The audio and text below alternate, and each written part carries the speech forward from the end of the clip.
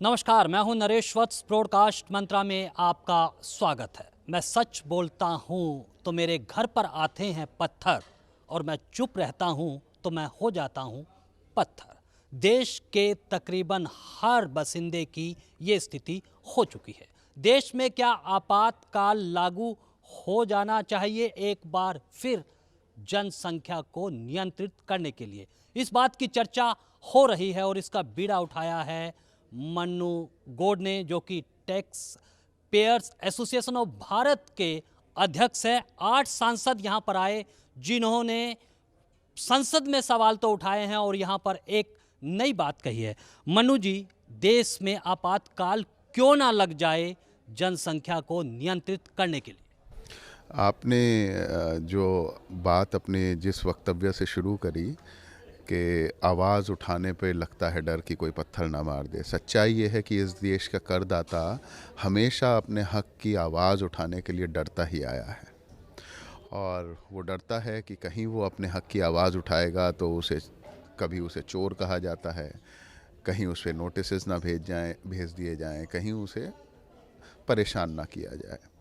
इसी चीज़ को देखते हुए हमने ये ऑर्गेनाइजेशन बनाया, tax payer association of Bharat, और हमने कहा कि हम टैक्स पेयर्स को, इस देश के पालनकर्ता को एक आवाज़ दे सकें कि वो इस गूंगी बहरी सरकारों से पूछ सके कि आप देश की इतनी बड़ी गंभीर समस्या पर मौन क्यों हैं। तो इसी चीज़ को देखते हुए हम लोग पिछले 5 वर्षों से काम कर रहे हैं। जैसा कि आपने कहा, आपातकाल क्यों ना लगा दिया जाए। वास्तव में अगर ऐसा कानून आपने नहीं बनाया तो आज नहीं तो कल इस देश में आपातकाल लगाना ही पड़ेगा, क्योंकि संसाधनों के अभाव में अमीरी गरीबी की खाई इतनी बढ़ती चली जाएगी, गरीबों का जीवन स्तर इतना ज़्यादा ख़राब होता चला जाएगा। जब उन्हें चीज़ें नहीं मिलेंगी तो इस देश में सिर्फ़ और सिर्फ परेशानियां ही परेशानियां होंगी, छीना झपटी होंगी, चोरी चकारी होगी, लूट मार होगा।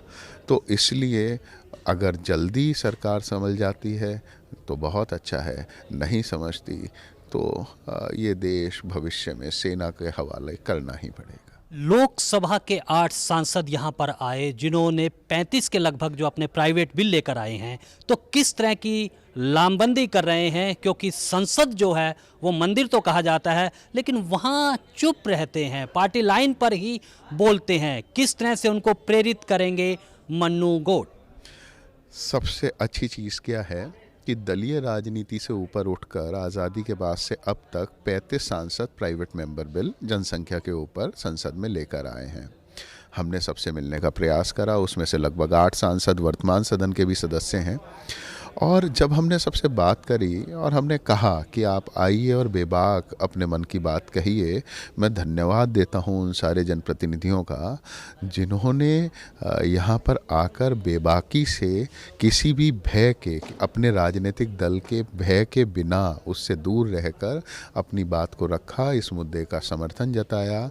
और आज ही डॉक्टर संजीव बालियान पूर्व मंत्री हैं, उन्होंने एक प्राइवेट मेंबर बिल फाइल किया हुआ है, तो आज ही वो इंट्रोड्यूस होना है सदन में। कल उन्होंने 125 से भी ज़्यादा सांसदों का हस्ताक्षरित पत्र सुमित्रा महाजन जी को दिया और उनसे निवेदन किया कि इन लंबित बिलों पर चर्चा कराई जा सके सदन में और उन्हें उचित समय आवंटित किया जाए। अब ये सदन के ऊपर है कि वो कैसा दबाव बनाते हैं, लेकिन हाँ, ये बात बिल्कुल सही है कि बहुत सांसद आज के समय दलीय राजनीति से ऊपर उठकर भी सोचने लगे हैं, बोलने लगे हैं, इस विषय पर काम करने लगे हैं। मन्नू जी, जो आज कॉन्स्टिट्यूशन क्लब से आपने आवाज उठाई है, सांसदों को आप लेकर आए हैं, ये देश के कोने तक जाए, युवाओं तक भी ये संदेश जाए, इसके लिए क्या संकल्प है आपका? मैं वत्स जी आपको बताऊं कि हम पिछले 4 वर्षों से देश के विभिन्न विश्वविद्यालयों में, महाविद्यालयों में जाकर युवाओं को प्रेरित करते हैं, उन्हें लेक्चर देते हैं अधिक जनसंख्या के दुष्परिणामों के ऊपर, तो जिसे बहुत ही ज़्यादा सराहा भी जा रहा है और युवाओं में बहुत जागृति है। आज सारा युवा वो सोशल मीडिया पे बहुत ज़्यादा रहता है।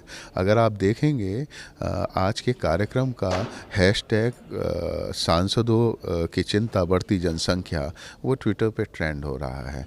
सुबह से पूरे देश के कोने कोने से हज़ारों युवा सुबह से सोशल मीडिया पे लगे हुए हैं और इसी चीज़ में अपनी आवाज़ बुलंद कर रहे हैं और अपना समर्थन जता रहे हैं हमारे लिए, ऐसे सांसदों के लिए।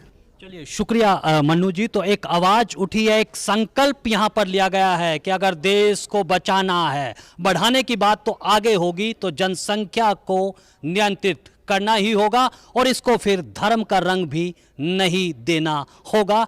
किसी भी धर्म से हो, किसी भी जाति से हो, देश बड़ा होता है। आप देखते रहिए ब्रॉडकास्ट मंत्रा।